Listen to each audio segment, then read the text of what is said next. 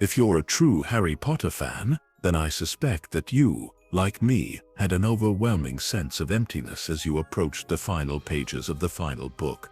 After everything, it was the end of an era, and as far as I could tell at the time, there wasn't much meaningful Harry Potter content on the horizon, besides a few movies, of course.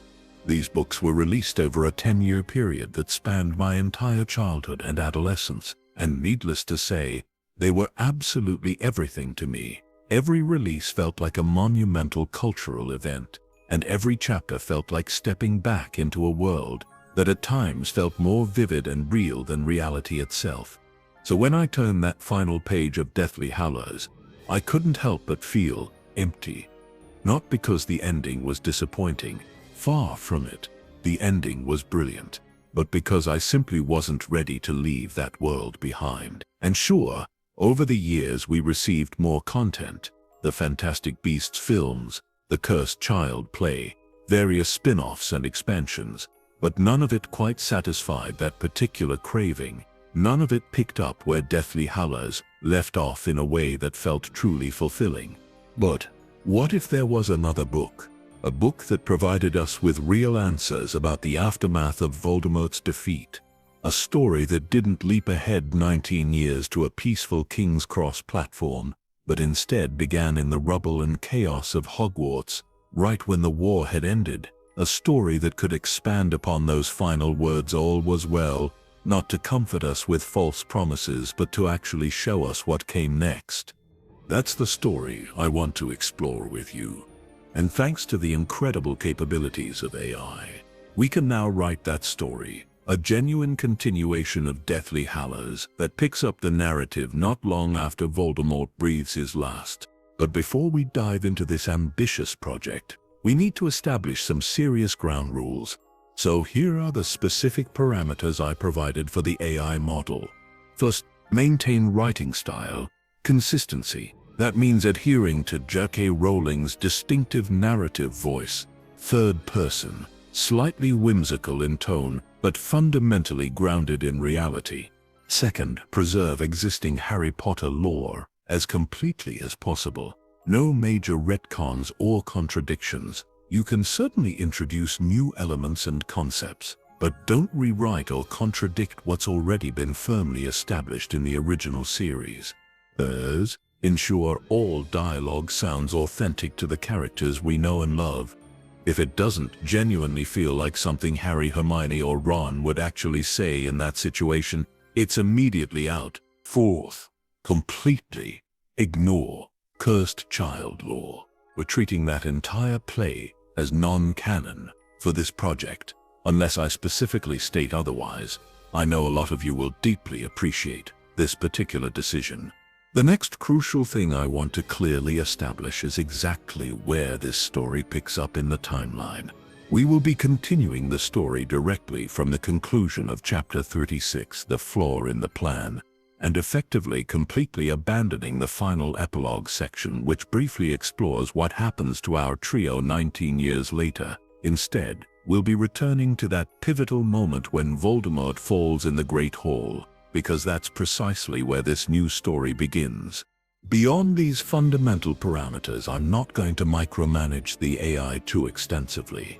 I want to see authentic, organic results, even if not every single detail is absolutely perfect. And that's partially because I'm genuinely curious to see what the AI produces and whether any of it is remotely usable for a compelling continuation.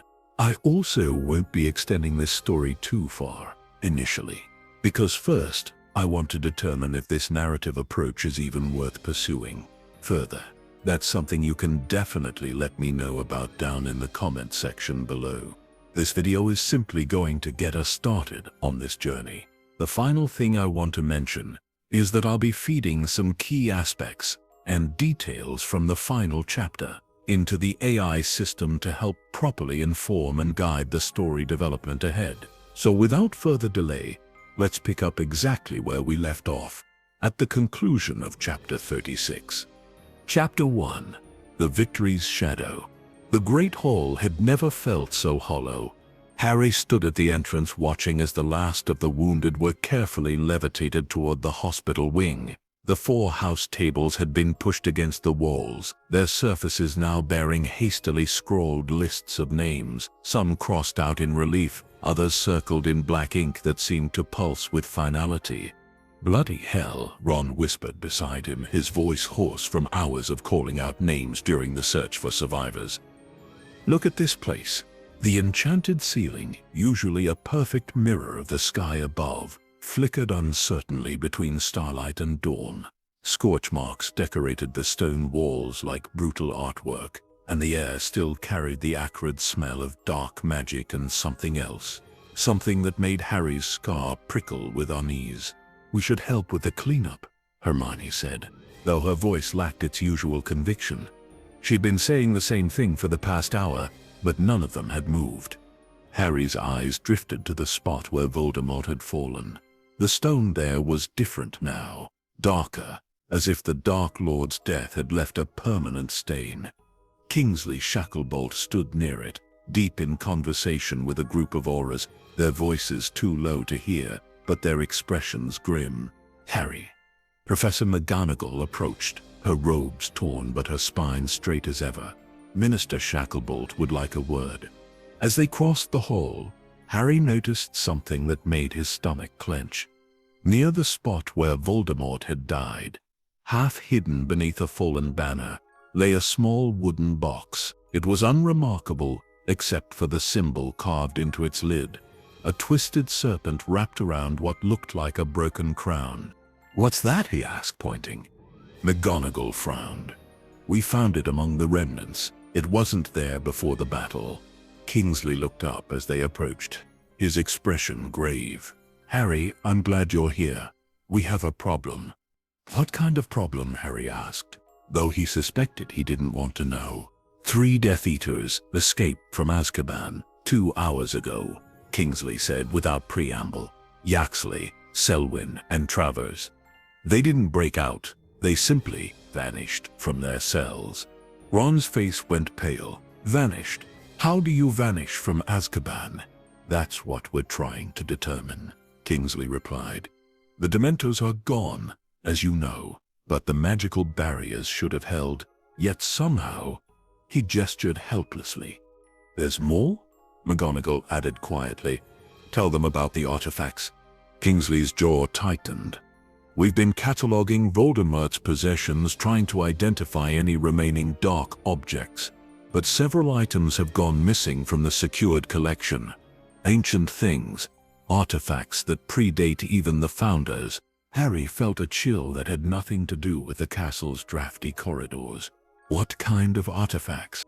"The kind that shouldn't exist," Kingsley said grimly. "According to our records, they were supposed to have been destroyed centuries ago. Yet here they were in Voldemort's private collection." Hermione stepped forward, her analytical mind already working. "Could the escaped Death Eaters have taken them?" "Impossible," McGonagall said. "The artifacts went missing before the battle even ended, and they were stored in a location known only to myself and the minister." A heavy silence fell over the group.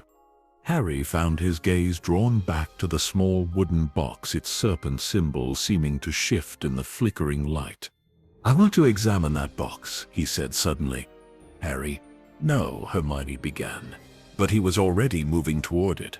The moment his fingers touched the wood, pain exploded through his scar. Not the sharp, burning sensation he'd grown accustomed to during his connection with Voldemort, but something deeper, older, and infinitely more cold. Visions flashed through his mind. A figure in a hooded cloak standing in a circle of ancient stones, chanting in a language that predated Latin, dark magic flowing like water, pooling in hidden places, waiting, and underneath it all, a voice that definitely wasn't Voldemort's whispering words that chilled Harry to the bone. The Dark Lord was merely the beginning. The true power lies in what he left behind. Harry jerked his hand back, gasping. The box clattered to the floor, its lid springing open to reveal nothing but empty velvet lining. But carved into the interior was a message in fresh script. "Find me, Harry Potter. The game is not over." "What did you see?" Kingsley demanded, But Harry was already backing away from the box, his heart pounding. "We need to find those escaped Death Eaters," he said. "And we need to find them now." As if summoned by his words, a silvery doe bounded into the hall. Severus Snape's doe, though the Patronus looked different, somehow more frantic. "Urgent message from the Department of Mysteries," the doe spoke in a voice Harry didn't recognize. "3 more dark artifacts have been stolen from the Ministry. The thief left this message. The crown shall be made whole." The Patronus dissolved, leaving behind only the echo of its warning. Harry's scar burned again, and this time he didn't fight the vision that came with it. He saw a figure moving through the shadows of Nocturne Alley, carrying something that pulsed with malevolent energy. The figure raised its head, and though Harry couldn't make out the face beneath the hood, he heard laughter that was somehow worse than Voldemort's had ever been. "Harry," Ron's voice seemed to come from very far away. "They're not just escaped Death Eaters," Harry said quietly. "They're working for someone else, someone who's been planning this for a long time." Chapter 2: The Disappearing Act. The Ministry of Magic had never felt so much like a tomb. Harry, Ron, and Hermione stood in the atrium 3 days later, watching as workers attempted to repair the damage from what the Daily Prophet was calling the most sophisticated magical theft in Ministry history. The golden fountain lay in pieces, its water now a sickly green color that reminded Harry uncomfortably of the killing curse. 6 more artifacts missing, Hermione said, reading from a thick file. Kingsley had given them.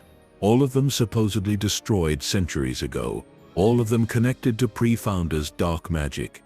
And still no sign of our escaped friends. Ron added grimly. They'd spent the past 3 days scouring every known Death Eater hideout, following leads that went nowhere, and chasing shadows that vanished the moment they got close. It was like hunting smoke. "Mr. Potter?" A young witch approached nervously. "Aurora Blackwood would like to see you in the Department of Mysteries. She says it's urgent." Harry had heard about Tessa Blackwood, one of the few Auras who'd survived the war with her reputation intact. She was supposed to be brilliant, fearless, and completely incorruptible. She was also, according to Ron, mental enough to volunteer for the Department of Mysteries. The Department of Mysteries felt different than Harry remembered. The circular room with its spinning doors seemed smaller somehow, as if the walls were pressing in. Several of the doors bore new warning signs in languages Harry didn't recognize. "In here," came a voice from behind a door marked with symbols that hurt to look at directly. Aurora Blackwood was younger than Harry had expected, perhaps in her early 30s, with short dark hair and the kind of intense gaze that suggested she saw things others missed. She was standing over a table covered in what looked like fragments of black stone. "Potter," she said without preamble. "Good. We need to talk." "About the missing artifacts?" Harry asked. "About why they're not actually missing," Blackwood replied. "They're being collected. There's a pattern here, and it's not random theft." She gestured to the stone fragments. "These are pieces of the obsidian mirror, one of the artifacts that was supposedly destroyed in 1647. According to our records, it was used in a ritual called the Crown of Shadows." "What kind of ritual?" Hermione asked, leaning forward. "The kind that makes the Horcrux process look like a children's game," Blackwood said grimly. "It's designed to bind a soul, not to objects, but to the very fabric of magical reality itself. The practitioner becomes essentially unkillable by any conventional means." Harry felt his blood turn to ice. "And you think someone's trying to perform this ritual?" "I think someone already has," Blackwood said. "Look at this." She waved her wand, and the stone fragments began to glow with a faint pulsing light.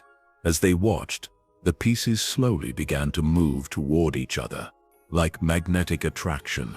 "The mirror is trying to reform itself," Blackwood explained. "But it can't, because 3 crucial pieces are missing, pieces that were separated deliberately and hidden in different locations." "Let me guess," Ron said. "Those are the pieces that have been stolen." Exactly. And there's something else. Blackwood's expression grew even more serious. The ritual requires a specific type of sacrifice.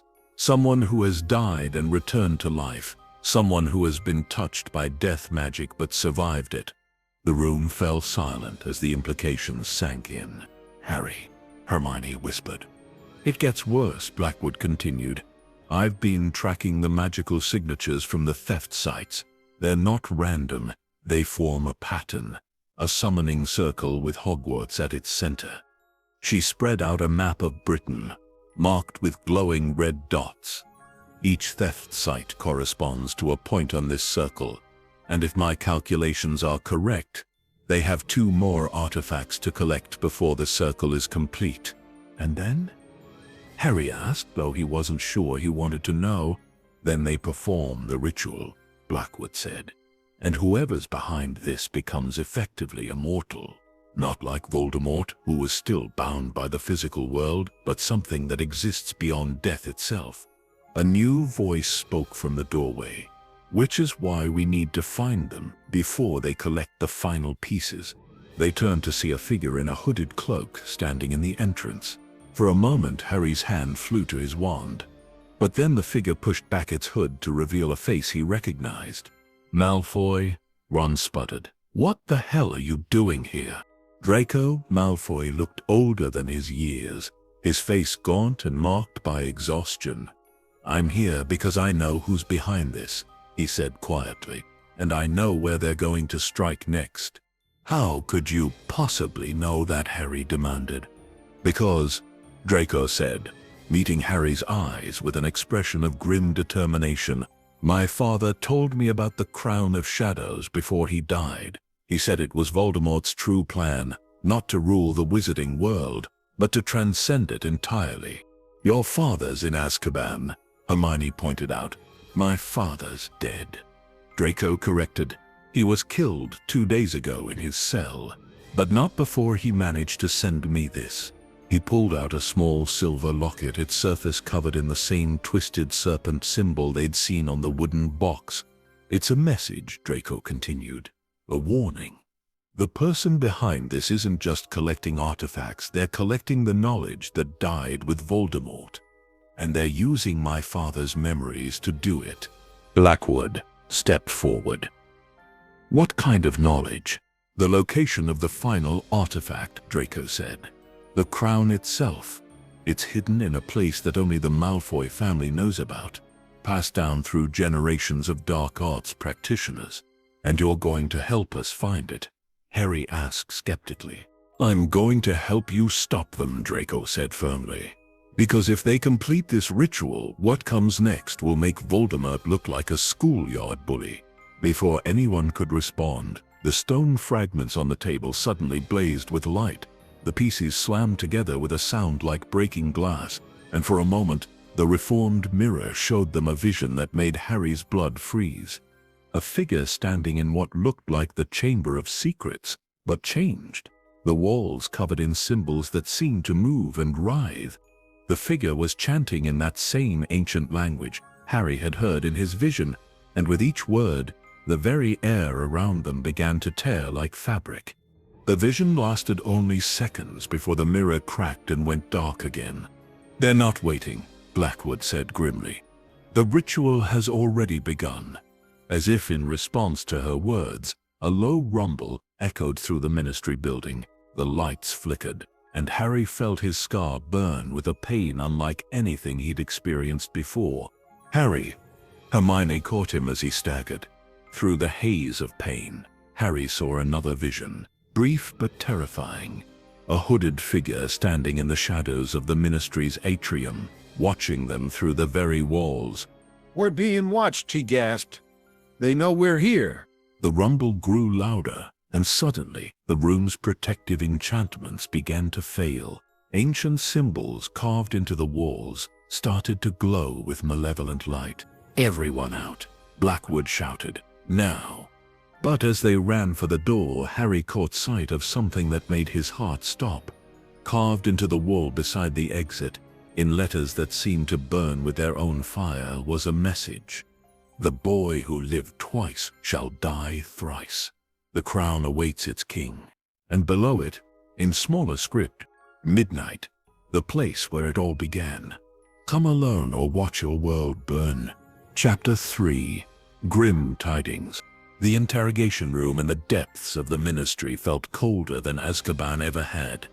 Harry sat across from Antonin Dolohov, one of the few captured Death Eaters who hadn't managed to vanish from his cell. The man's face was gaunt, his eyes sunken. But there was something else there now, fear. "You're wasting your time, Potter," Dolohov rasped. "I've told the Auras everything I know." "Have you?" Harry leaned forward. "Because 3 of your friends just disappeared from supposedly impregnable cells, and somehow I don't think they managed that on their own." Dolohov's laugh was bitter. "You think this is about escape? You think any of us cared about freedom after the Dark Lord fell? Then what is it about?" Hermione asked from beside Harry. "Redemption," Dolohov said quietly. "Or damnation. Depends on your perspective." Ron snorted. "Redemption? You lot killed innocent people. And for what?"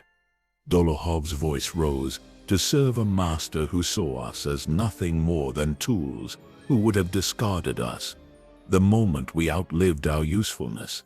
"So you betrayed him?" Harry asked. "We served him," Dolohov corrected. "But we served something greater first.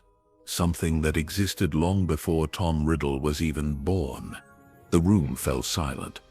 Harry felt that familiar prickle along his scar. "Who?" he asked quietly. "You wouldn't understand," Dolohov said. "You've never felt the pull of true power. Not the crude force that Voldemort wielded, but something elegant, ancient, patient. Try me," Harry said. Dolohov studied him for a long moment. "There are whispers in the old families, Potter. Stories passed down through generations of pure-blood wizards. They speak of a time before the Founders, when magic was different, wilder, more connected to the fundamental forces of life and death. Fairy tales," Ron muttered. "Are they?" Dolohov's eyes gleamed. "Then how do you explain what's happening now? How do you explain artifacts that were supposedly destroyed centuries ago, suddenly appearing in the Dark Lord's collection?" "Someone's been collecting them," Hermione said. "Someone has been preserving them," Dolohov corrected. "Waiting for the right moment, the right circumstances. The Dark Lord thought he was using these artifacts for his own purposes, but he was wrong. They were using him." Harry's scar throbbed. "Using him how?" "As a catalyst," Dolohov said. "His death released energies that had been bound for centuries.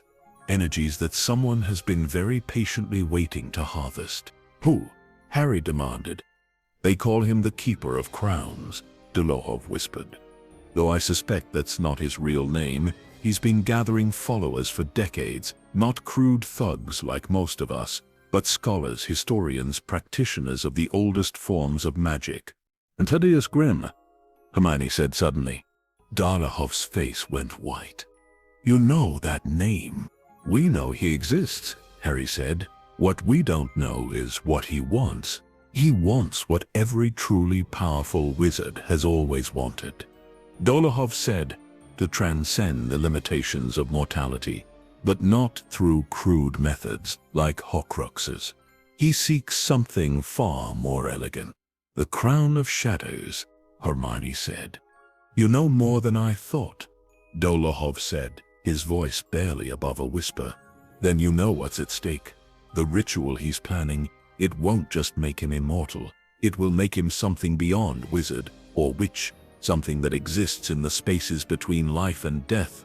"And you helped him," Ron said accusingly. "We all helped him," Dolohov replied. "Every Death Eater, every supporter of the Dark Lord. We thought we were fighting for blood purity, for wizard supremacy. But we were really just components in a much larger design." Harry stood up abruptly. "Where is he?" "I don't know," Dolohov said. "But I know where he's been. The artifacts that have gone missing, they're not random. They're being arranged in a specific pattern, following ley lines that connect the most magically powerful sites in Britain. What kind of sites? Hermione asked. Places where the boundary between worlds is thin, Dolohov said. Stonehenge, the standing stones of Stennis, the roll-right stones, and at the center of it all, Hogwarts, Harry finished. The Chamber of Secrets, to be precise, Dolohov said. It's the perfect ritual site, ancient, powerful, and already steeped in death magic. Before anyone could respond, the interrogation room's door burst open. Kingsley strode in, his face grim. "We need to go," he said. "Now." "What's happened?" Harry asked. "The Department of Mysteries has been compromised," Kingsley said. "Someone broke in 2 hours ago and stole 3 more artifacts." "But that's not the worst part." "What's the worst part?" Hermione asked. "They left another message," Kingsley said, "carved into the floor of the department's most secure vault.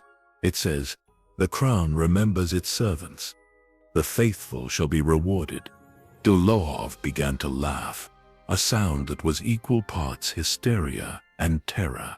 "You're too late," he said. "Don't you see? The ritual isn't something that happens all at once. It's been happening for months, maybe years. Every theft, every disappearance, every seemingly random act of violence, it's all been building toward this moment." "What moment?" Harry demanded. "The moment when the Crown of Shadows chooses its new bearer," Dolohov said. "And once that happens, nothing, not the Ministry, not the Order, not even you, Harry Potter, will be able to stop what comes next." As if summoned by his words, a terrible sound echoed through the Ministry, a low, resonant chime that seemed to come from the very walls themselves. The lights flickered, and Harry felt his scar burn with intensity that made him cry out. Through the pain, he saw a vision that chilled him to the bone. A figure standing in the Chamber of Secrets. But the chamber was different now. The walls were covered in symbols that pulsed with malevolent light, and the air itself seemed to ripple with dark energy. The figure raised something above its head, a crown made of what looked like crystallized shadow, and spoke in a voice that echoed with the power of centuries. "The time of hiding is over. Let the faithful come forward, and let the pretenders tremble." Harry collapsed, his scar feeling like it might split his skull open. But through the agony he heard Dolohov's voice, now filled with something that might have been awe. "He's found it. Grim has found the crown. And now the real war begins." Chapter 4. The Hogwarts Incident. The emergency portkey deposited them in the Hogwarts grounds with bone-jarring force. Harry rolled to his feet, wand already in hand, and immediately saw why they'd been summoned. The castle was under attack. But this wasn't like the Battle of Hogwarts had been. There were no armies clashing, no spells lighting up the sky. Instead, figures in dark robes moved through the grounds like shadows, their movements too fluid, too coordinated to be entirely human. "Bloody hell," Ron breathed. "What are those things?" "I don't know," Harry said. "But they're not Death Eaters." The attackers moved with a purpose that was both alien and terrifying. They weren't trying to destroy the castle. They were searching for something. Their dark forms flowed around the ancient stones like water, pausing at certain points to examine walls, doorways, and architectural features with an intensity that suggested they were following some kind of map. "The students," Hermione said suddenly. "Where are the students?" "Safe," came a voice from behind them. They turned to see Neville Longbottom approaching, his face streaked with dirt and his robes torn. "We got them all to the room of requirement when the attack started." "Neville," Harry said, relief flooding through him. "Are you all right?" "I'm fine," Neville said, though his hands were shaking slightly. "But Professor McGonagall, she's in the Great Hall, trying to hold them off. We need to get to her." They ran toward the castle, dodging between the strange attackers who seemed more interested in their mysterious search than in fighting. But as they approached the main entrance, one of the hooded figures suddenly turned toward them. Harry got his first clear look at their enemy, and what he saw made his blood freeze. The figure's face was visible beneath the hood, but it was wrong somehow. Too pale, too angular, with eyes that reflected light like a cat's. Horror! The figure said, its voice carrying an odd resonance. You should not have come here. Who are you? Harry demanded, raising his wand. I am what your kind calls inferi, the figure said. But I am more than that now. I am awakened. Inferi can't talk, Ron said, his voice higher than usual. These can, the figure replied. We have been improved, enhanced by the crown's power to serve our true master. Grim, Harry said, the keeper of crowns. The figure corrected, and soon the keeper of much more. Without warning, the awakened inferi lunged forward with inhuman speed. Harry barely got his shield charm up in time, but the creature's claws, when had it grown claws, raked across the magical barrier with a sound like breaking glass. Stupefy, Hermione shouted, but the spell passed right through the creature as if it were made of mist. Physical spells won't work, Neville called out, dodging another attacker. I've been trying for an hour. You need to use fire. Incendio. Harry cast the spell, and this time the creature recoiled with a shriek that sounded like tearing metal. The Great Hall, Neville said, as they fought their way toward the castle. They're trying to get into the Great Hall, but Professor McGonagall has it sealed. They burst through the main doors and immediately saw the problem. The Great Hall's entrance was blocked by a shimmering barrier of golden light, McGonagall's protective enchantments, but the awakened inferi were pressing against it from all sides, their claws leaving dark scars in the magical barrier. Minerva, Harry called out. McGonagall's voice came from behind the barrier, strained but determined. Harry, thank Merlin you're here. They've been at this for hours. My barriers won't hold much longer. What do they want? Harry asked. They're looking for something, McGonagall replied. They keep saying the crown seeks its birthplace, and the circle must be completed. I believe they're searching for some kind of artifact. Harry felt his scar twinge. The final piece of the crown of shadows. It's here, isn't it? I don't know what you're talking about, McGonagall said, but her voice carried a note of uncertainty. Professor, Hermione said urgently, we need to know. If there's some kind of ancient artifact hidden in the castle, we need to find it before they do. There was a long silence from behind the barrier. Then McGonagall's voice came again, quieter now. The Founder's Vault. What? Harry said. There is a vault beneath the castle that predates even the Founders, McGonagall said. It contains artifacts that were old when Hogwarts was built. Dumbledore showed it to me once, but made me swear never to speak of it. Where is it? Neville asked. The Chamber of Secrets, McGonagall said. There's a hidden entrance behind the statue of Salazar Slytherin. As if her words had been a signal, the awakened inferi suddenly stopped their assault on the barrier. They turned as one toward the castle's depths, their movements now even more purposeful. They heard her, Ron said in horror. The barriers, McGonagall said, her voice filled with alarm.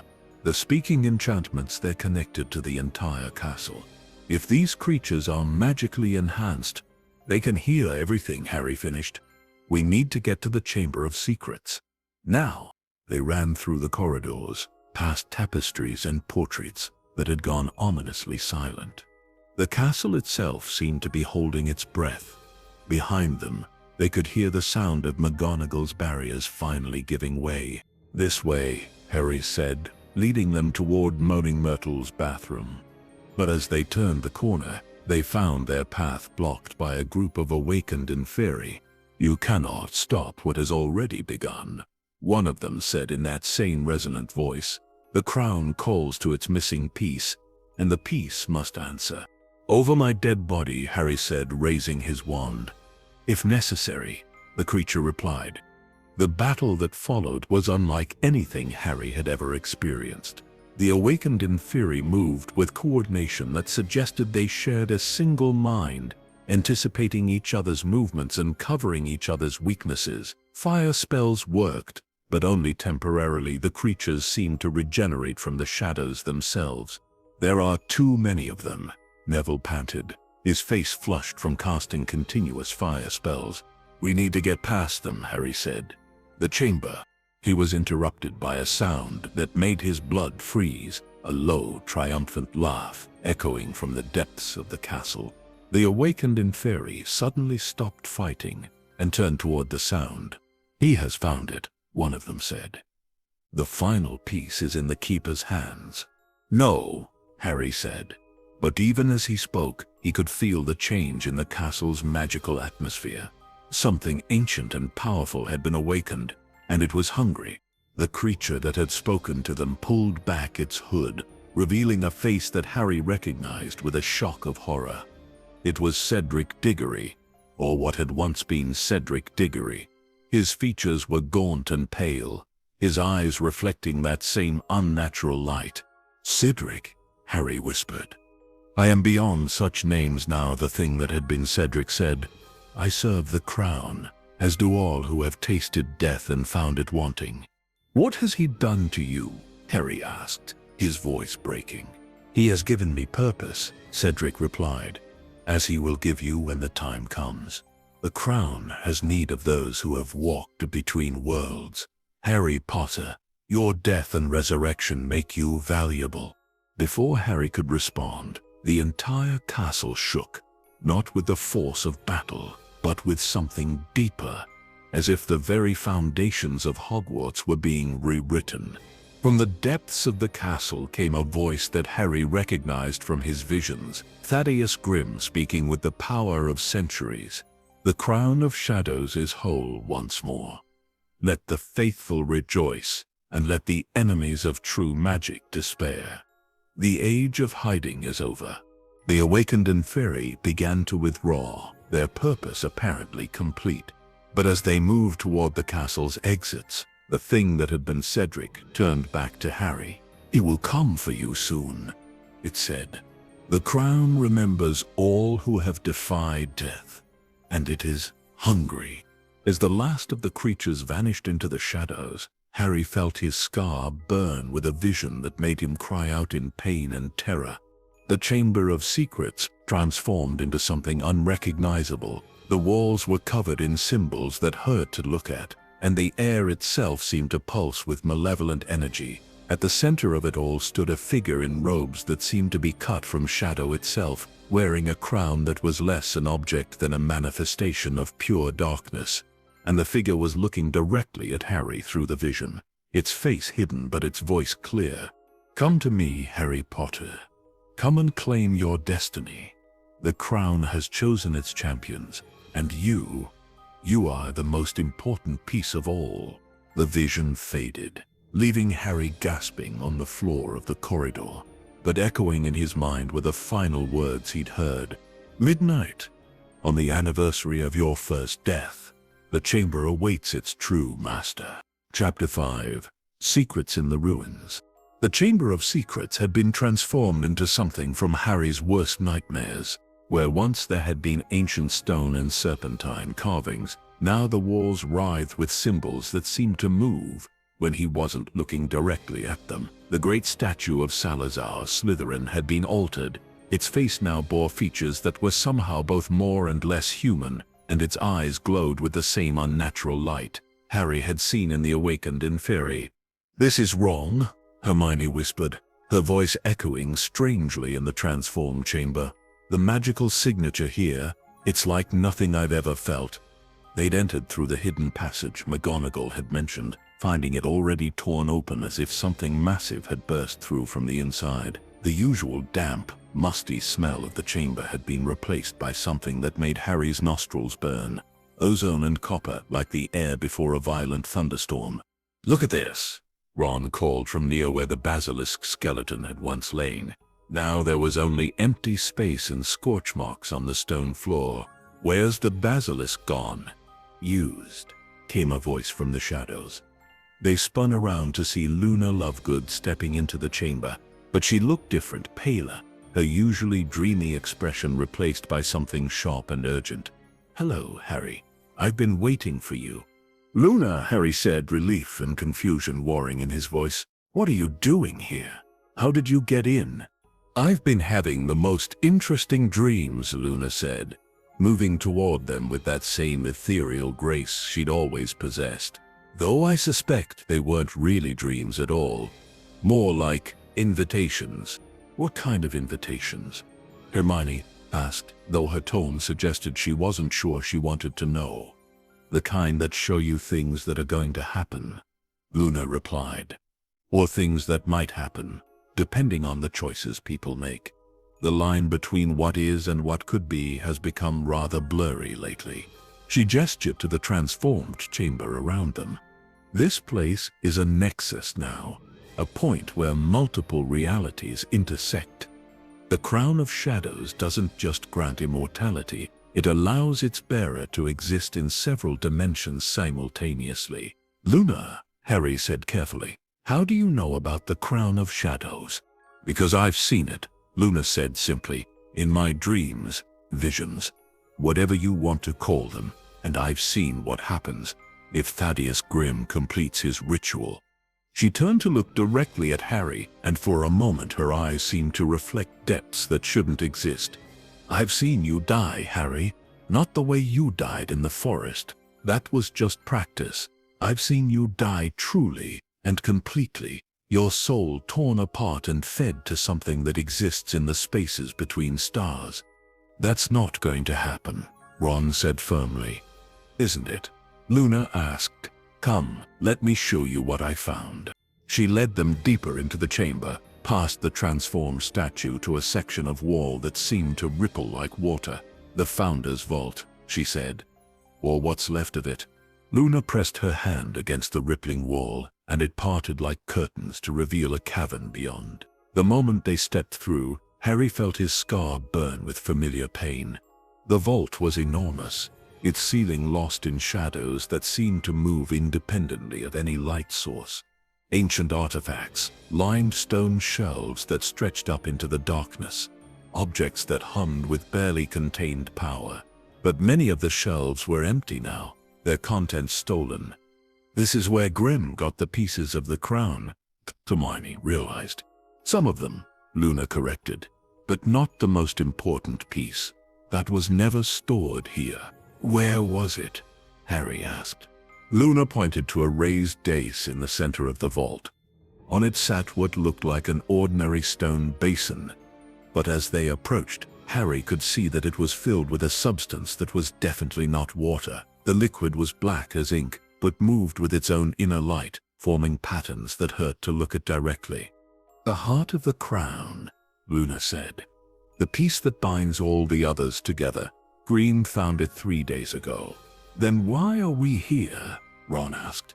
"Because," Luna said, her voice taking on that distant quality that meant she was seeing something the rest of them couldn't. "The heart remembers everything it's ever touched, and it's been touched by some very interesting things over the centuries." She gestured for them to look into the basin. "It will show you the truth about what you're facing. But I should warn you, once you see it, you can't unsee it."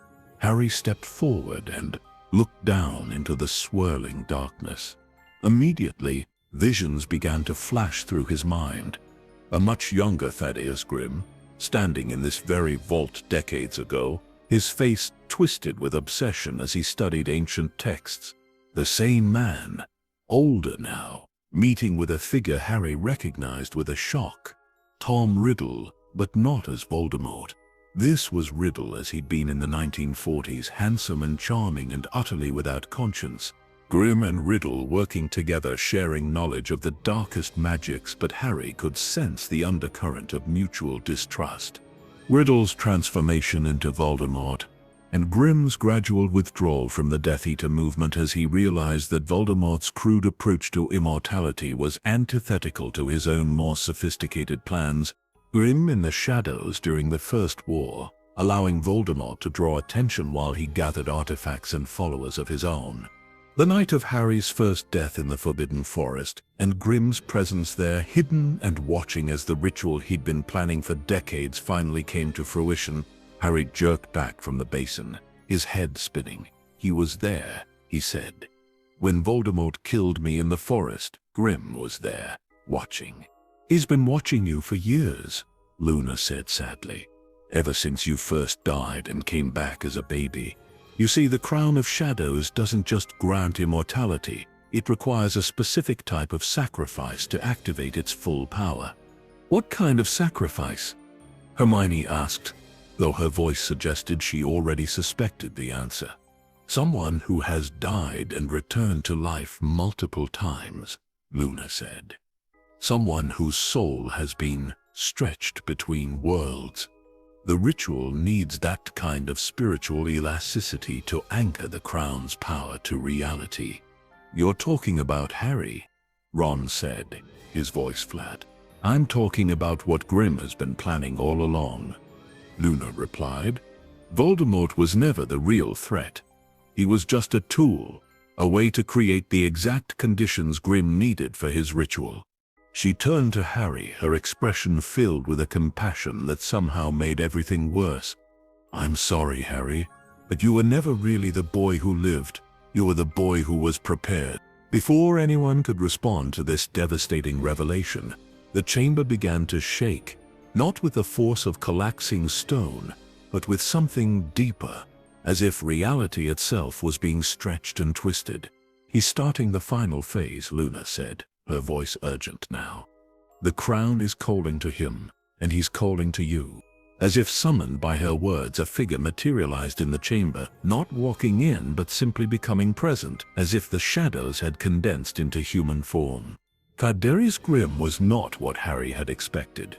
He was tall but not imposing, middle-aged but not elderly, with features that were handsome in an unsettling way. He wore robes that seemed to be cut from midnight itself, and on his head sat the Crown of Shadows, a circlet of crystallized darkness that hurt to look at directly. "Harry Potter," Grimm said, his voice carrying harmonics that seemed to resonate in Harry's bones.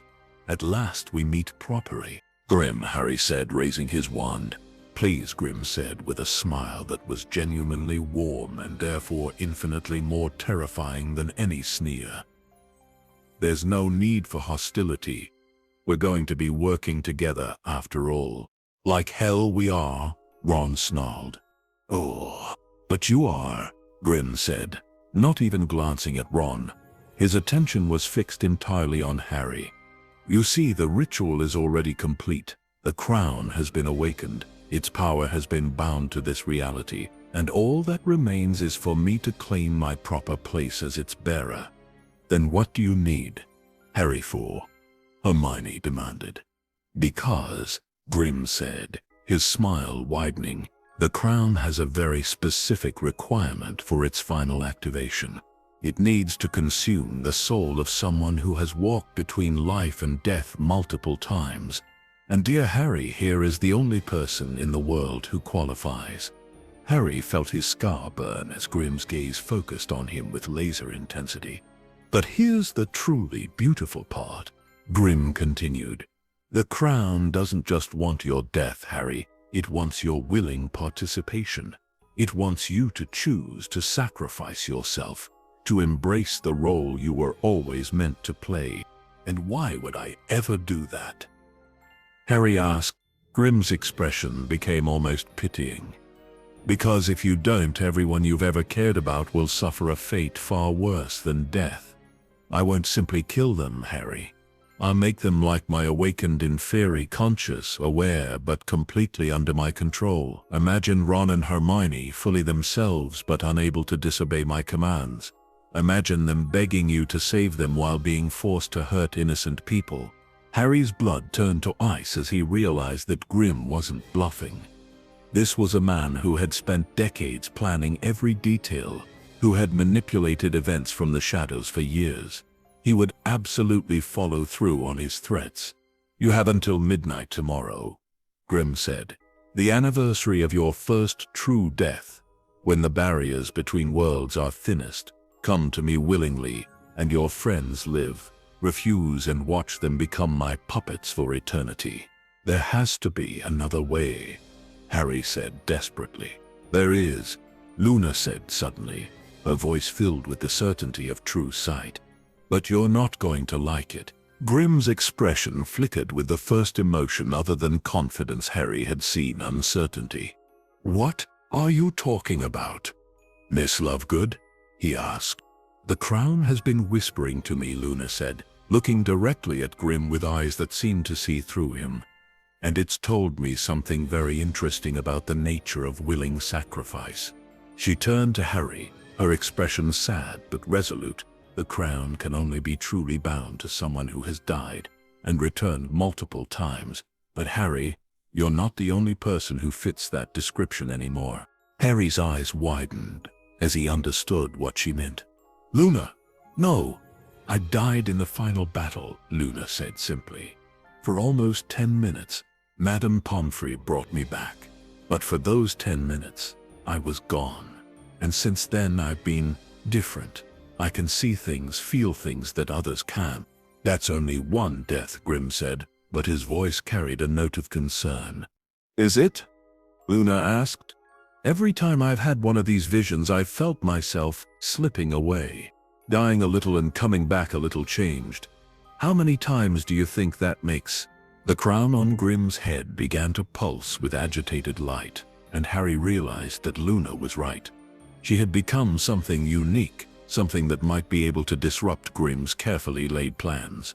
The question is, Luna said, looking between Harry and Grimm, who does the crown want more? Chapter 6. The Hunt Begins. The war room in the renovated ministry felt like the epicenter of barely controlled chaos. Maps covered every available surface, their margins filled with notes in a dozen different hands. Red pins marked the locations of missing artifacts. Black pins showed the sites of Death Eater disappearances, and an ominous cluster of silver pins traced what Hermione had identified as the ley line pattern Grimm was following. 18 hours, Kingsley said grimly, pacing behind a table covered with surveillance reports. That's how long we have before Grimm's deadline. Harry stared at the largest map, trying to make sense of the pattern. Luna's revelation in the vault had changed everything. If she was right, if the crown might choose her over him, then they had a chance. But it was a chance that required her to put herself in mortal danger. I still don't like this plan, Ron said for the 5th time. Using Luna as bait feels wrong. Everything about this situation feels wrong, Hermione replied. But her voice carried the steel of determination. That doesn't mean we have better options. The plan they'd developed was simple in concept, but terrifyingly complex in execution. Luna would present herself to Grimm as an alternative sacrifice, hopefully creating enough confusion and delay for Harry and the others to locate and destroy the crown's anchor points, the stolen artifacts that were allowing Grimm to maintain his enhanced power. The tracking charms are ready, said Aurora Blackwood, entering the room with an armload of specialized detection equipment. If Luna gets within 100 yards of any of the missing artifacts, we'll know exactly where she is. And if something goes wrong? Harry asked. Then we improvise, Kingsley said. It's not ideal, but given the circumstances. Sir, interrupted a young Aurora who'd been monitoring the communication crystals, we're getting reports of disturbances at 3 different locations: Stonehenge, the Rollright Stones, and, he paused, checking his notes, a place called the Devil's Arrows in Yorkshire. He's activating the ley line network, Hermione realized, creating a magical framework that will amplify the crown's power across the entire country. How long until the network is complete? Harry asked. At the current rate? The young Auror consulted his crystal again. 6 hours. Maybe less. Then we need to move now, Harry said, standing up. Luna, are you sure about this? Luna's expression was serene, but Harry could see the steel beneath it. I've seen what happens if we fail, Harry. Compared to that, this is a small risk. A small risk, Ron sputtered. Luna, you're talking about walking into the hands of the most dangerous dark wizard since Voldemort. Actually, Luna said thoughtfully, I think he might be more dangerous than Voldemort. Voldemort was driven by fear and hatred. Grimm is driven by genuine conviction that he's saving the world. That makes him much harder to predict. She was right, and they all knew it. Voldemort's motivations had been ultimately comprehensible. He feared death and sought power to avoid it. Grimm seemed to genuinely believe that his vision of immortality through the crown of shadows was a gift he was giving to humanity. "The teams are ready," Kingsley announced. "Harry, you'll take Ron and Hermione to investigate the disturbance at Stonehenge. If our intelligence is correct, that's where Grimm is storing the most powerful artifacts." "What about backup, Harry?" Harry asked. "Aura teams will be standing by at each location," Kingsley said. "But they've been instructed to maintain distance unless you specifically call for help. We can't risk spooking Grimm into accelerating his timeline." "And me?" Luna asked. "You'll be going in with a specialized team of unspeakables," Kingsley said. "They have experience with unusual magical phenomena. If anyone can keep you safe while you make contact with Grimm, it's them." Harry wanted to argue, to insist that he be the one to face Grimm directly, but he knew Luna was right. The Crown had shown interest in her, and that gave them an advantage they couldn't afford to waste. "There's something else," Blackwood said, pulling out a small, ornate mirror. "We've managed to establish a connection to the Chamber of Secrets. If Luna can get Grimm to take her there, we'll be able to see and hear everything through this." She handed the mirror to Harry. "It's linked to a matching mirror that Luna will carry." "But Harry," her expression grew serious, "if something goes wrong, if it looks like Luna is in real danger, you need to promise me you won't do anything reckless." "I can't promise that," Harry said honestly. "Then promise me you'll remember that saving Luna won't matter if Grimm completes his ritual," Blackwood said. "The greater good, Potter. Sometimes that has to come first." The words hit Harry like a physical blow. How many times had he heard similar sentiments? How many times had he been asked to sacrifice something precious for the greater good? "I promise," he said finally, though the words tasted like ash. An hour later they were standing in the pre-dawn darkness outside Stonehenge. The ancient stone circle was surrounded by a barrier of crackling energy that made Harry's teeth ache just to look at it. "That's not normal," Hermione observed, consulting a magical energy detector that Blackwood had given her. "The readings are off the charts." "Look at the stones," Ron said, pointing toward the circle. Harry followed his gaze and felt his blood chill. The massive Circin stones were glowing with a faint but unmistakable light, and carved into their surfaces were symbols that definitely hadn't been there when this was a tourist attraction. "He's been here," Harry said. "Recently." "More than that," Hermione said, studying her detector. "I think he's still here. These readings suggest an active magical presence of enormous power." As if summoned by her words, a figure materialized within the stone circle. But it wasn't Grimm. It was one of the awakened in fury, its pale features unmistakably those of someone Harry recognized. "Lavender?" Ron breathed, his voice breaking. The thing that had been lavender brown turned toward them, its eyes reflecting that same unnatural light they'd seen before. "Ronald Weasley," it said in a voice that was hers but wrong somehow. "You came. The Keeper said you would." "Lavender, it's us," Ron said, taking a step toward the barrier. "We're here to help you." "Help?" The creature that wore Lavender's face tilted its head. "I don't need help. I have purpose now. Clarity. The Crown has shown me what I was meant to be." "What you were meant to be was alive," Harry said angrily. "Life and death are just labels," Lavender replied. "What matters is service. What matters is the greater design." "What greater design?" Hermione asked. "The unification of all magical beings under the Crown's guidance," Lavender said, as if it should be obvious. "No more war, no more conflict, no more death. Perfect order, perfect peace, perfect slavery." Ron spat. Perfect freedom, Lavender corrected. Freedom from choice, from doubt, from the pain of mortality. She gestured to the glowing stones around her. This place is a nexus, one of 7 that will anchor the crown's power to the world. When the network is complete, the Keeper will be able to extend his gift to every magical being in Britain. And if they don't want his gift? Harry asked. They will, Lavender said with absolute certainty. Once they understand what it means to be free of death, free of fear, they'll beg for the crown's touch. You're talking about converting the entire magical population into inferi, Hermione said, horrified. We prefer awakened, Lavender corrected. And yes, that is the plan. A world where death has no meaning, where conflict is impossible because all serve the same purpose. That's not life, Ron said desperately. That's not living, isn't it? Lavender asked.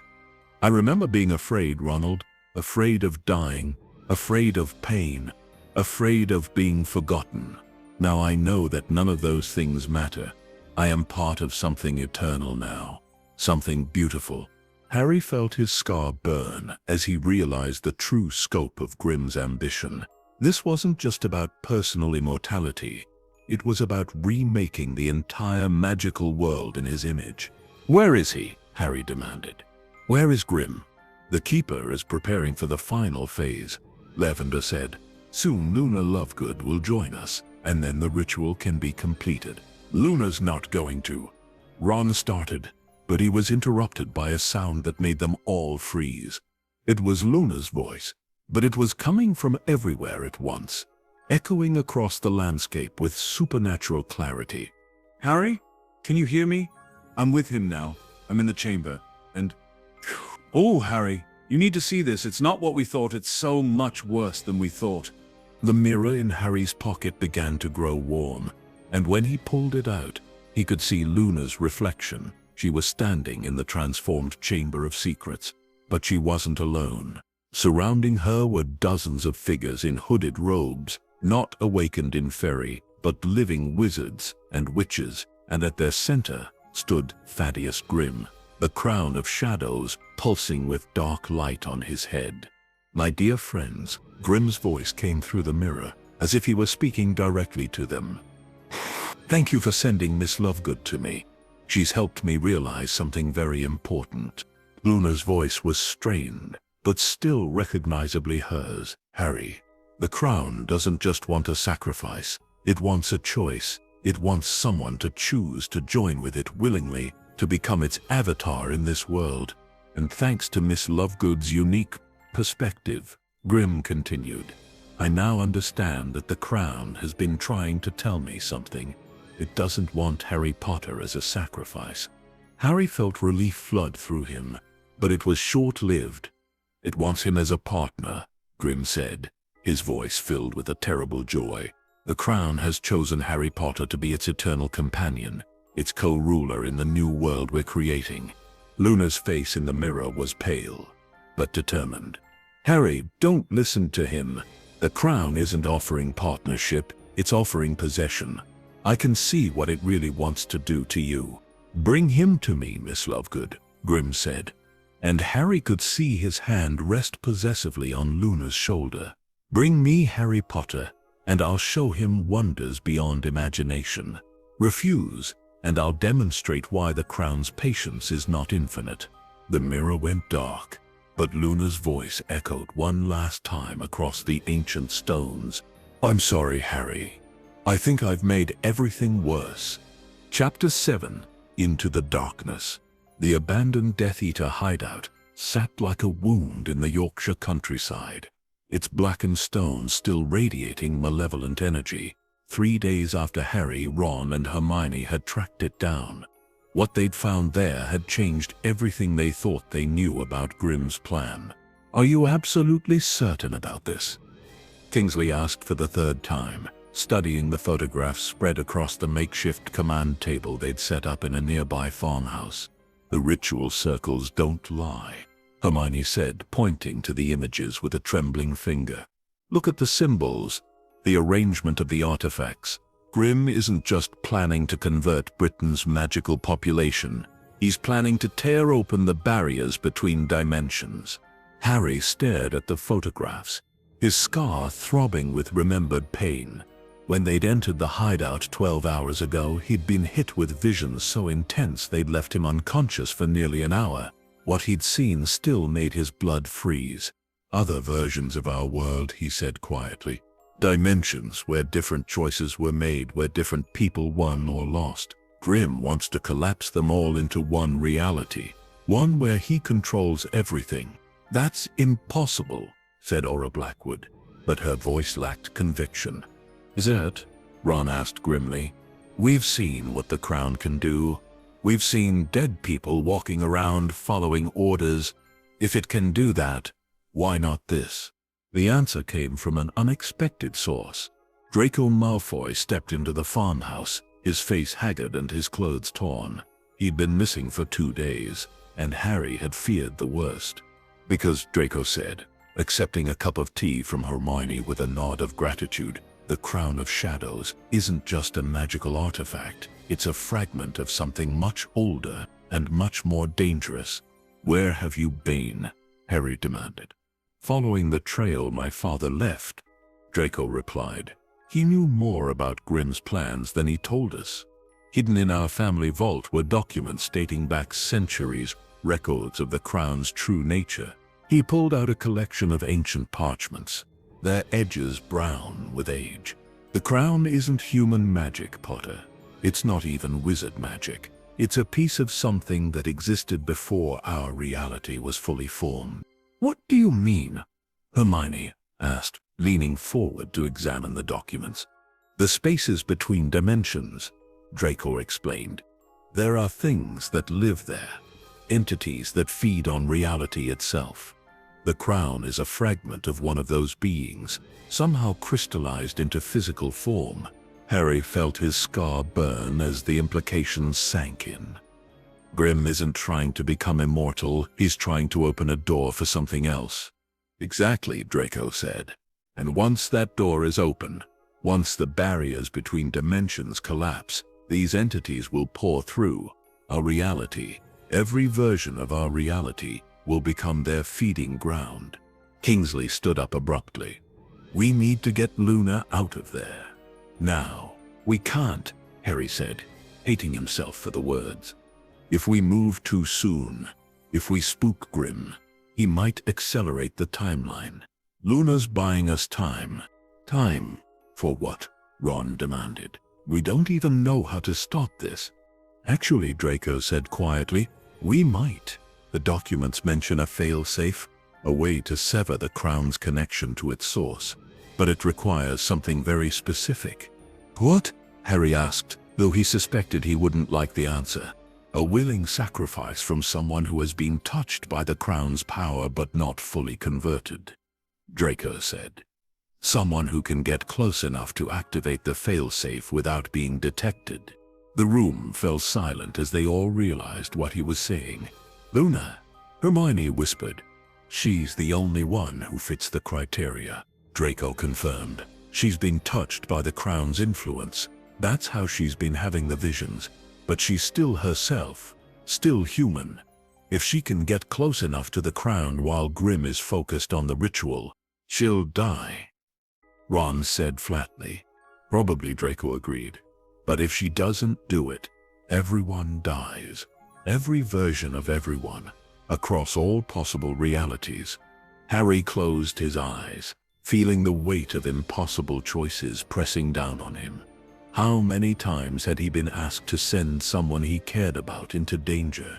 How many times had the greater good demanded sacrifice from the people he loved most?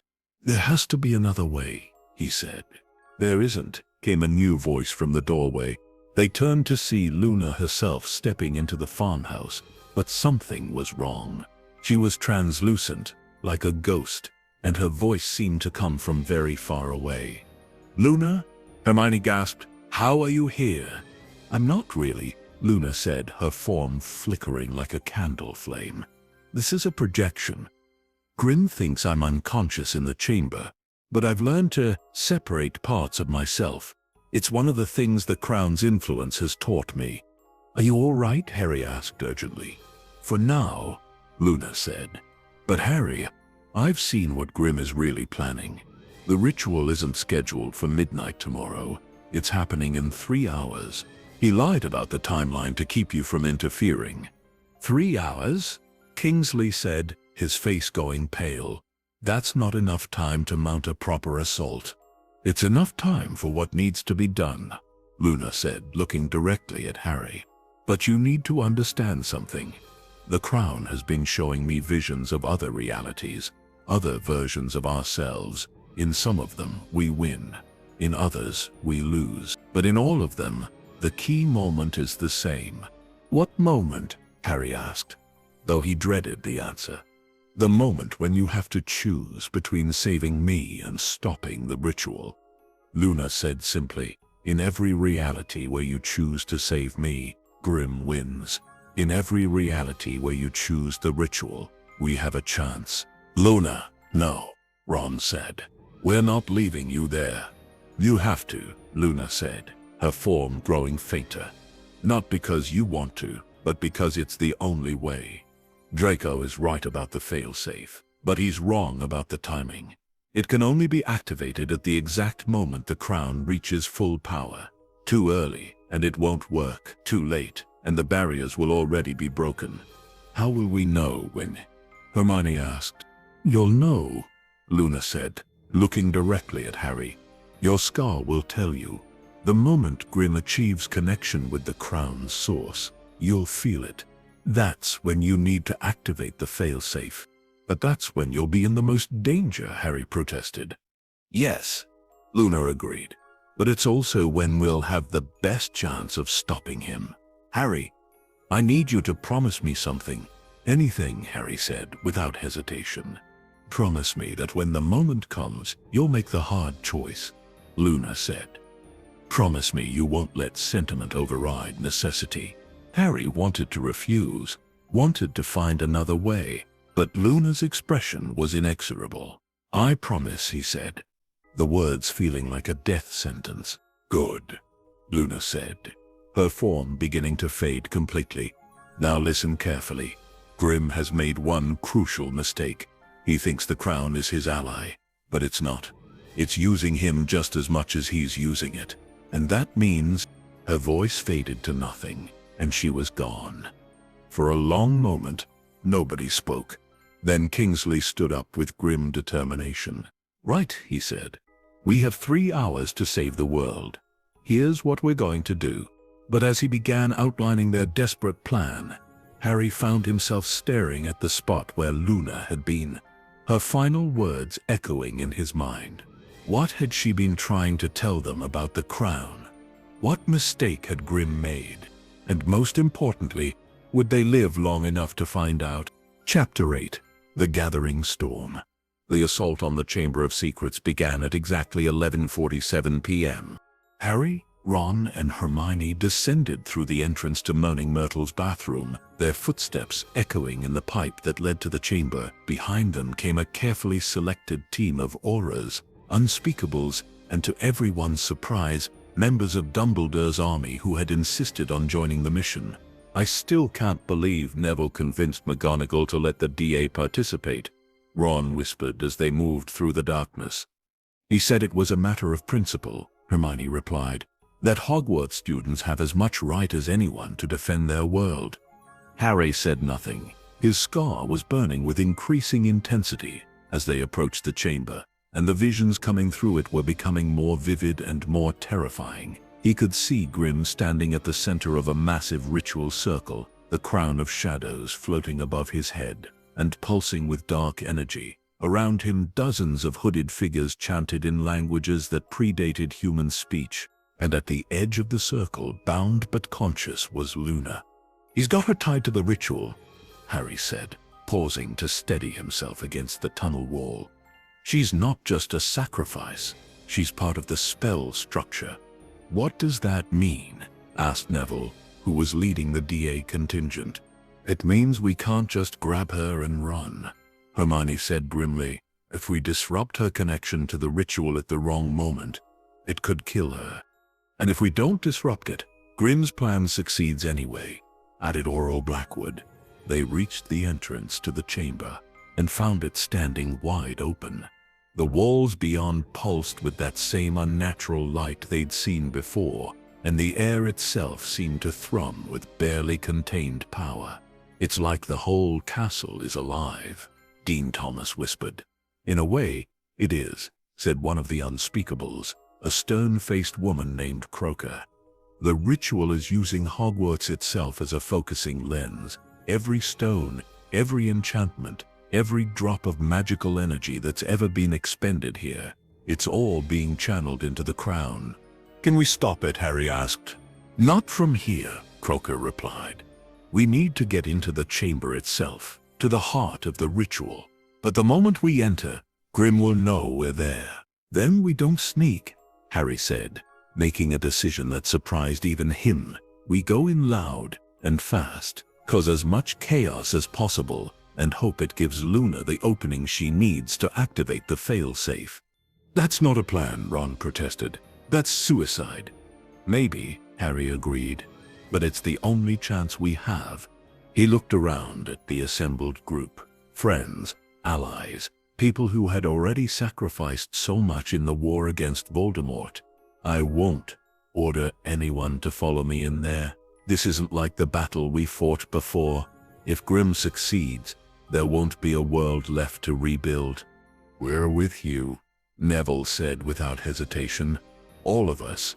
The others nodded, and Harry felt a familiar warmth spread through his chest. Whatever happened in the next few minutes, at least he wouldn't face it alone. They entered the chamber in a coordinated rush, wands raised and spells already forming on their lips. What they found there was worse than Harry's visions had prepared him for. The chamber had been completely transformed. The walls were covered in symbols that seemed to move and shift when looked at directly, and the ceiling had somehow been opened to reveal not the night sky, but a swirling vortex of colors that hurt to look at. The air itself was thick with magical energy, making it hard to breathe.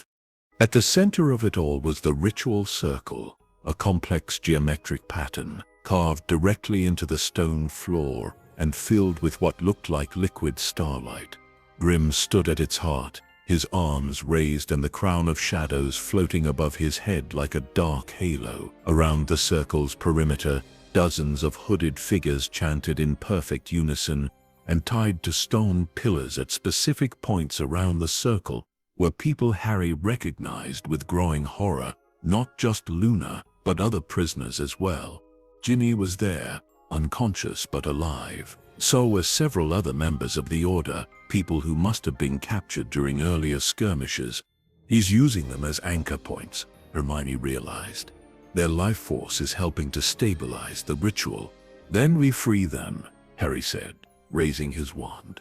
"Harry, wait," Croker called out, but it was too late.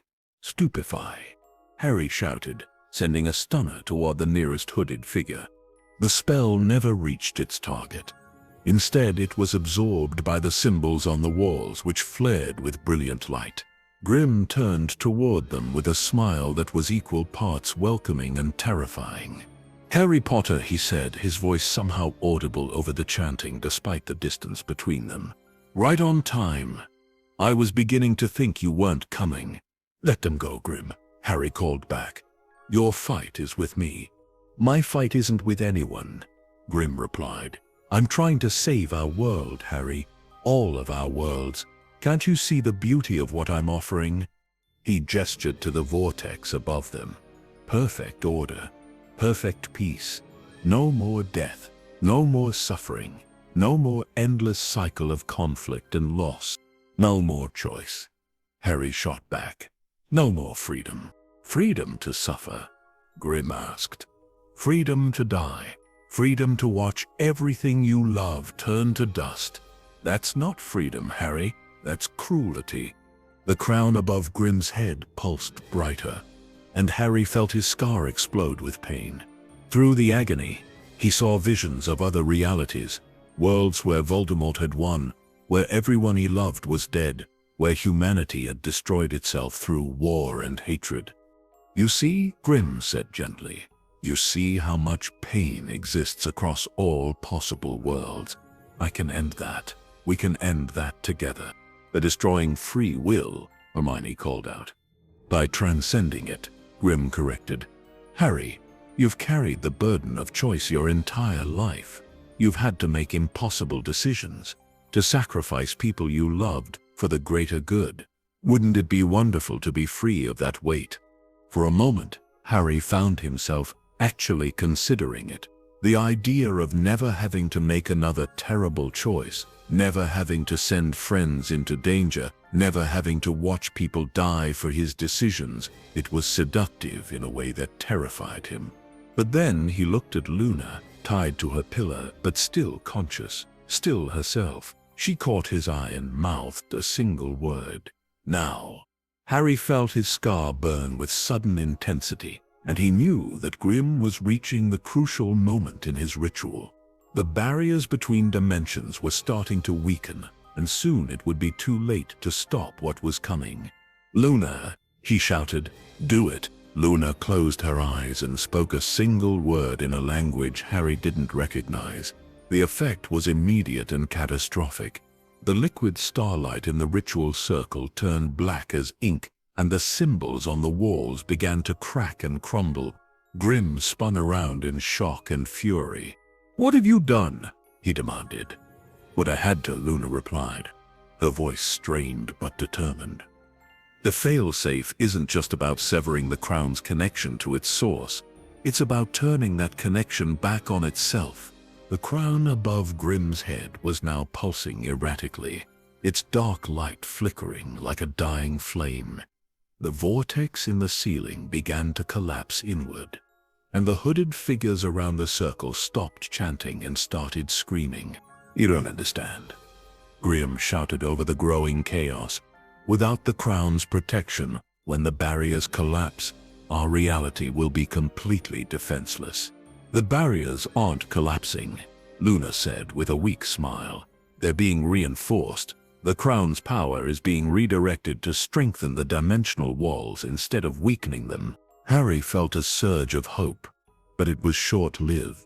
The crown, apparently realizing what was happening, suddenly blazed with renewed power. Instead of floating above Grim's head, it slammed down onto his skull with a sound like breaking glass. Grim's scream echoed through the chamber as the crown fused with his flesh, becoming part of him. His eyes turned black as midnight, and when he spoke again, his voice carried harmonics that definitely weren't human.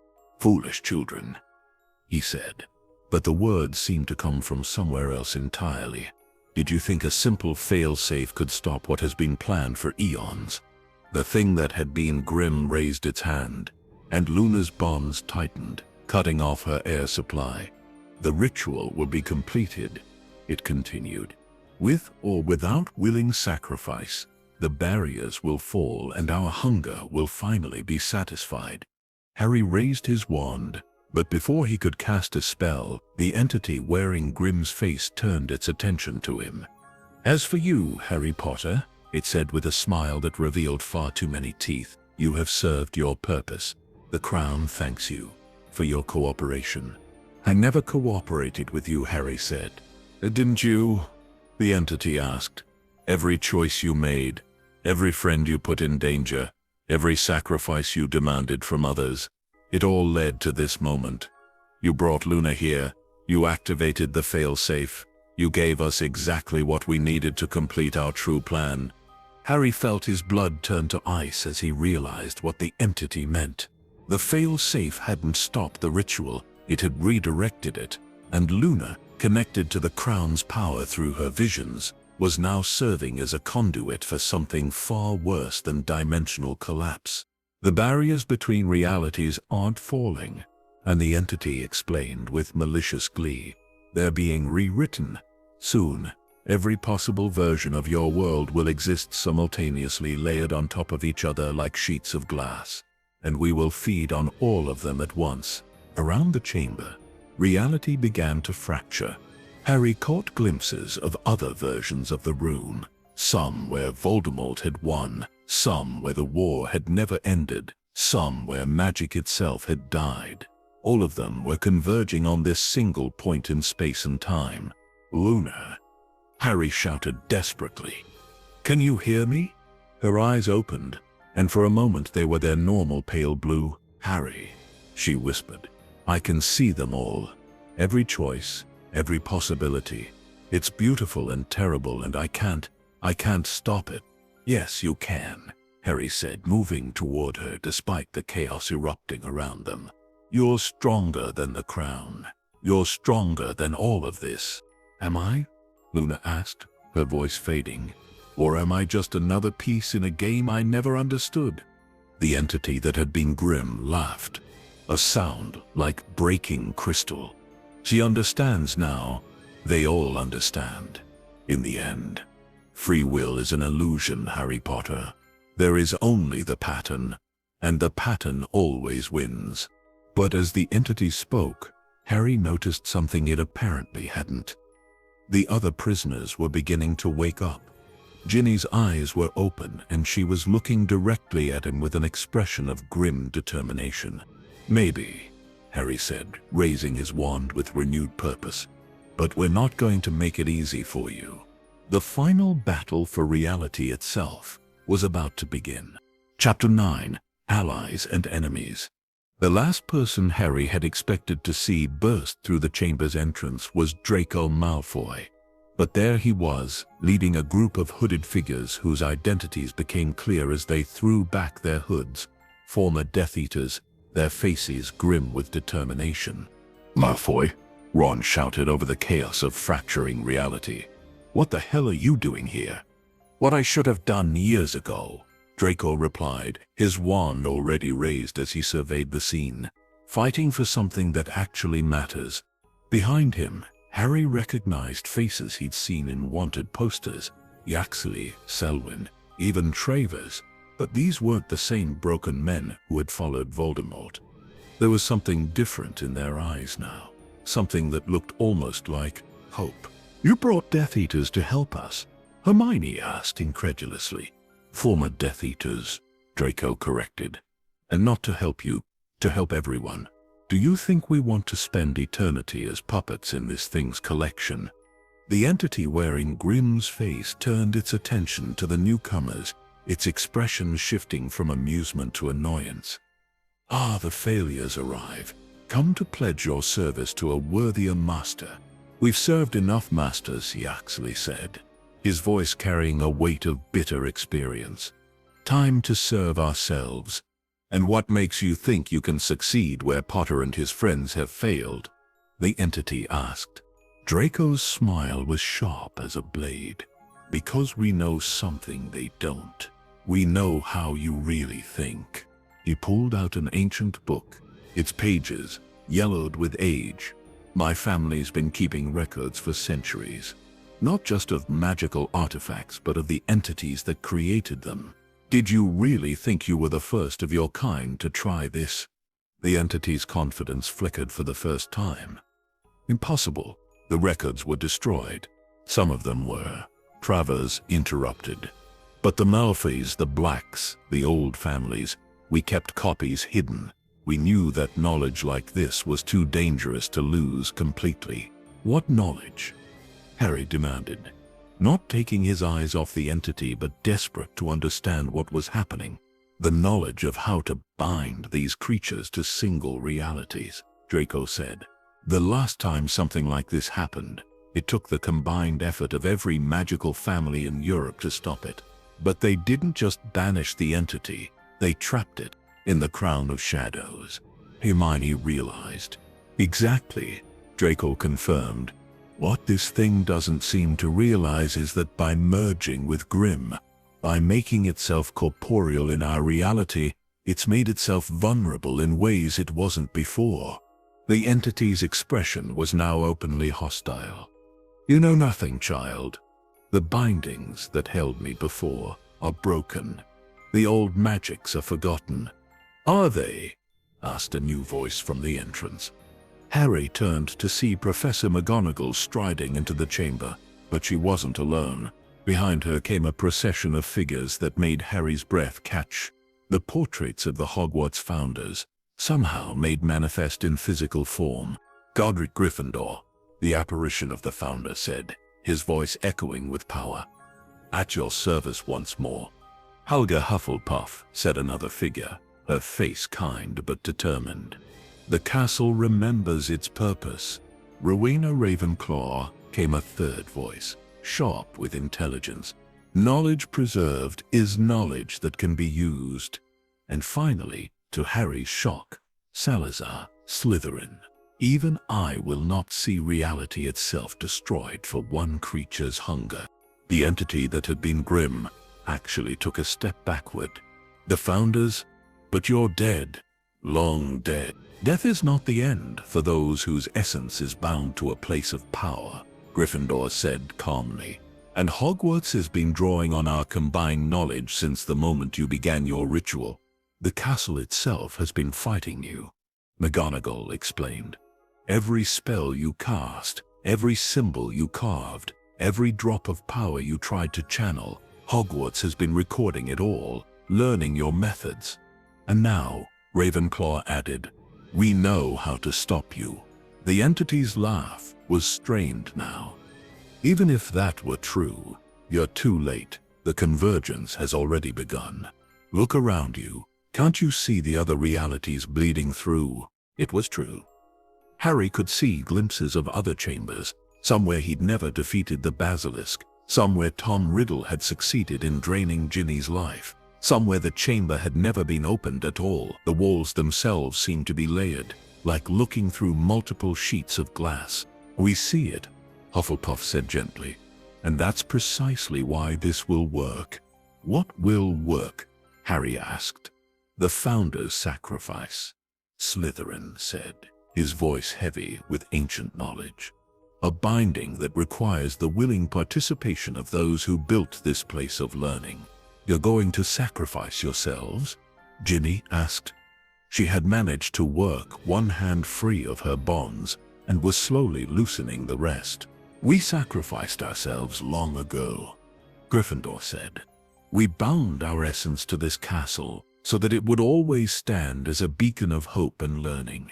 Now we simply complete that sacrifice by binding ourselves permanently to the castle's defenses, Ravenclaw explained, creating a barrier that no entity from between dimensions can cross. But that means you'll never be able to manifest again, Hermione said, understanding the implications. A small price to pay for the continuation of all reality, Hufflepuff said with a sad smile. The entity was backing toward Luna now, its composure completely shattered. No, I won't allow this. If I cannot have all realities, then I'll destroy this one completely. It raised its hand toward Luna, dark energy crackling between its fingers. But before it could strike, something unexpected happened. The former Death Eaters stepped forward as one, their wands raised not in attack, but in a complex pattern Harry recognized from his studies of protective magic. We who have served darkness, Yaxley began, his voice formal and ritualistic, who have chosen wrongly and harmed innocence, Selwyn continued, who have been tools of evil and destroyers of peace, Travers added. Offer ourselves in service to the light, they finished together. The air around them began to glow with soft golden light, the same light that had surrounded Harry when he'd chosen to die in the Forbidden Forest. A redemption sacrifice, McGonagall breathed. They're offering their lives to power the Founder's binding. No, the entity screamed, its voice breaking into harmonics that made the chamber's walls crack. I will not be denied again. But it was too late. The golden light from the Death Eaters was flowing toward the Founder's manifestations, and Harry could see the ancient magic beginning to take hold. The fractures in reality were starting to heal, the overlapping images of other chambers fading back into a single, solid version. Harry, Luna called out weakly. She had broken free of her bonds while the entity was distracted. The crown, you need to remove it while the binding is taking hold. How? Harry asked, moving toward the entity despite the dangerous energy crackling around it. The same way you destroyed the Horcruxes, Luna said. With something that can cut through dark magic? Harry's hand went to the sword of Gryffindor, which he'd been carrying since they entered the chamber. The blade was already glowing with the same golden light that surrounded the Death Eaters. "You cannot touch me," the entity snarled, raising barriers of dark energy. "I am beyond your crude magic." "Maybe," Harry said, advancing step by step, "but you're not beyond the magic of those who built this place." The Founders' manifestations moved to surround the entity, their combined power creating a cage of pure magical force. For the first time since the crown had fused with Grimm's flesh, the creature looked genuinely afraid. "This is not possible," it whispered. The bindings were broken. The old ways were forgotten. "Nothing is ever truly forgotten at Hogwarts," Ravenclaw said gently. "Every spell cast here, every lesson learned, every act of courage or sacrifice, it all becomes part of the castle's memory. And we," Gryffindor added, raising his ethereal sword in salute to Harry, "are the guardians of that memory." Harry raised the sword of Gryffindor, its blade now blazing with white-hot light. The entity tried to flee, but the Founder's cage held firm. "For everyone who died," Harry said, thinking of Fred, of Lupin, of Tonks, of all the others who had fallen in the war. "For everyone who lived, for everyone who might yet be born." He brought the sword down on the crown of shadows. The explosion of light that followed was visible from space. Chapter 10: The First Strike. When Harry regained consciousness, the first thing he noticed was the silence. The Chamber of Secrets was quiet in a way it had never been before. Not the oppressive quiet of a tomb, but the peaceful quiet of a place where healing could begin. The twisted symbols on the walls had faded, leaving behind only the original serpentine carvings that Salazar Slytherin had intended. The ceiling showed ordinary stone instead of that terrible vortex. "Harry." Ginny's voice was soft, concerned. He turned to see her kneeling beside him, her face bruised but alive, beautifully alive. "Did it work?" he asked, struggling to sit up. His head felt like it had been split open with an axe. "See for yourself," she said, helping him to his feet. The chamber was filled with people. Auras, members of the DA ministry officials, and even some of the Hogwarts ghosts. But there was no sign of the entity that had possessed Grimm. No trace of the Crown of Shadows. And there, standing in a circle around the spot where the ritual had taken place, were the manifestations of the 4 Founders. They looked fainter than before, more translucent, but they were smiling. "The binding is complete," Gryffindor said, his voice carrying satisfaction. "The entity has been returned to the space between dimensions, and the barriers have been reinforced. It will not threaten this reality again." "What about Grimm?" Harry asked. Then Hufflepuff's expression grew sad. "I'm afraid Thaddeus Grimm died the moment the crown fused with his body. The entity was wearing his corpse like a costume. And the Death Eaters?" Hermione asked. She was tending to Luna, who appeared to be sleeping peacefully. "Their sacrifice powered the binding." Ravenclaw said, "They have found the redemption they sought, though the price was higher than any of us would have wished." Harry looked around the chamber, taking inventory. Most of their group had survived, though everyone bore signs of the battle. Draco was leaning against a wall, looking exhausted, but oddly peaceful. The auras were already working to catalog and secure the remaining artifacts that had been used in the ritual. "What happens now?" Ron asked. "Now," McGonagall said, entering the chamber with Kingsley at her side, "we rebuild, again.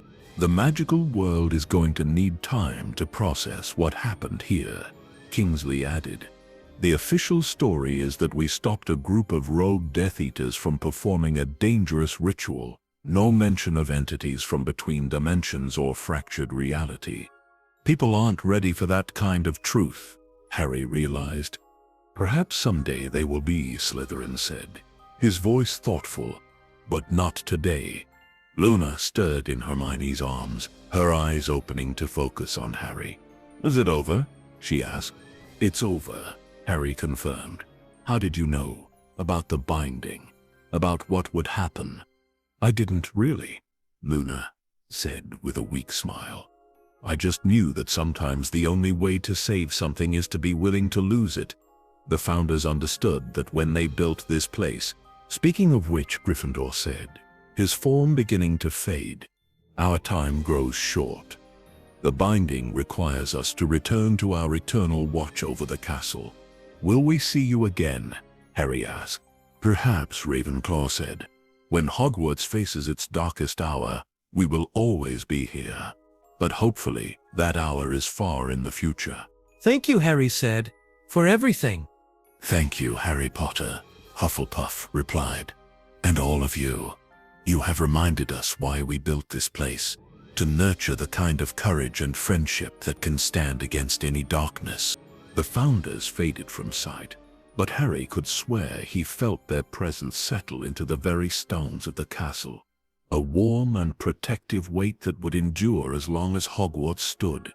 Over the next few hours, as the ministry teams worked to clean up the aftermath, Harry found himself standing in the entrance to the chamber with his friends, looking back at the scene of their latest victory.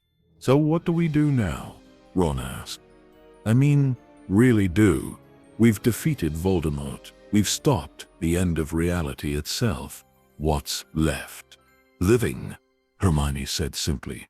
Just living. Learning, growing, helping to build a world worth saving. Sounds boring, Ron said, but he was smiling. Boring sounds wonderful, Harry replied. As they made their way out of the chamber and up through the castle, Harry felt a strange sense of completion. Not the ending of a story, but the end of a chapter. There would be other challenges, other threats, other moments when difficult choices would have to be made. But for now, for this moment, all was well. The prophecy was fulfilled. The Dark Lord was gone, and the barriers between dimensions held firm. Harry Potter was no longer the boy who lived or the chosen one. He was simply Harry, walking through the halls of Hogwarts with his friends, ready to see what tomorrow might bring. And somewhere in the walls around them, 4 ancient guardians kept their eternal watch, ensuring that this sanctuary of learning and hope would endure for generations yet to come. The war was over. The peace could begin. But as they reached the entrance hall, a new owl swooped down from the rafters, carrying a letter with an unfamiliar seal. Harry caught it reflexively, noting the strange symbols pressed into the wax. What is it? Ginny asked. Harry broke the seal and read the contents, his face growing pale. It's from the International Confederation of Wizards, he said slowly. They want to meet with us, urgently. About what? Ron asked. Harry looked up from the letter, his expression grim. Apparently what happened here sent magical shockwaves around the world. Other ancient bindings have been disturbed. Other sealed things are beginning to stir. He folded the letter carefully. It seems our work isn't quite finished after all. Hermione sighed. It never is it? No, Harry said, but he was smiling. And maybe that's okay. Maybe that's how it's supposed to be. After all, someone had to stand guard. Someone had to be ready when the next threat emerged from whatever shadows it had been hiding in. And Harry Potter, surrounded by friends who had stood with him through everything, was ready for whatever came next. The boy who lived had become the man who would keep living, keep fighting, keep protecting the world he loved. It was enough. It was everything.